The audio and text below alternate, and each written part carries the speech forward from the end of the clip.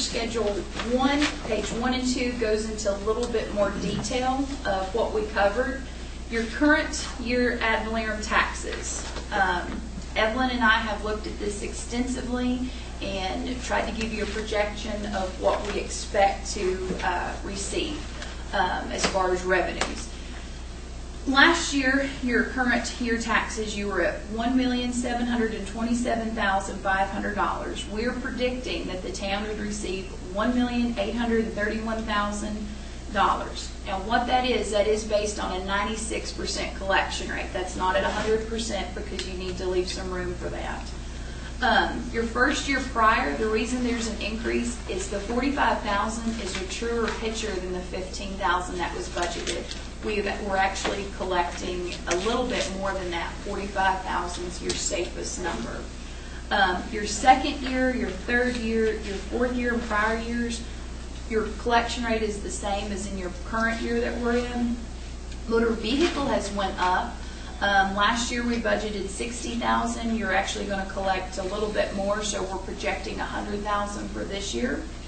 Penalties and interest remain the same. So total in ad valorem taxes for this budget is $1,986,500. Now, other taxes, your local option sales tax, and keep in mind with the states, this is the one to watch the next couple months. We had budgeted $540,000 last year. That our collection rate is much higher. And in your budget notebooks, we did try to show you where we got those revenue numbers so you can compare. We're projecting that if the state did not touch the sales tax redistribution bill, we would collect $640,000. Now, your privilege license, that is your fee. Last year we were able to collect the $35,000. As you know, this year that's going away, but the board voted a few months ago to put in that registration fee. So we will generate a small amount of revenue off that fee, which we're predicting to be about $4,500 this year.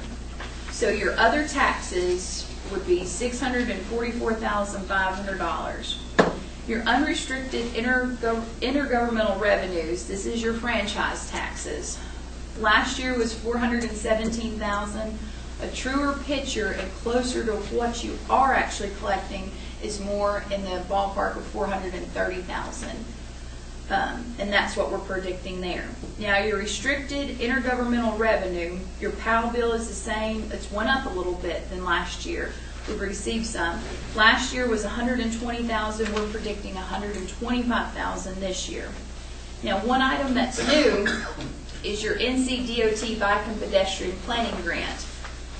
We will be receiving the $37,000 from NCDOT, and of course, as you know, that's restricted to that Bike and Pedestrian Planning Grant. So your total there would be $162,000. So before we leave the power bill real quick, Whitey, do we not anticipate that with the sales tax reduction that some of the power bill funds that we get may go down? It could possibly. So we can't count on that $125,000 100%. Not 100%, no, sir. That's based on gas tax. Yeah, I saw this morning where they expected it to be down. The legislative report was on that they expected that because of the reduction in gas tax that they expected the power bill money back. That's what we're concerned about. Thank you, Ben. Oh, thank you. Any other questions on this page?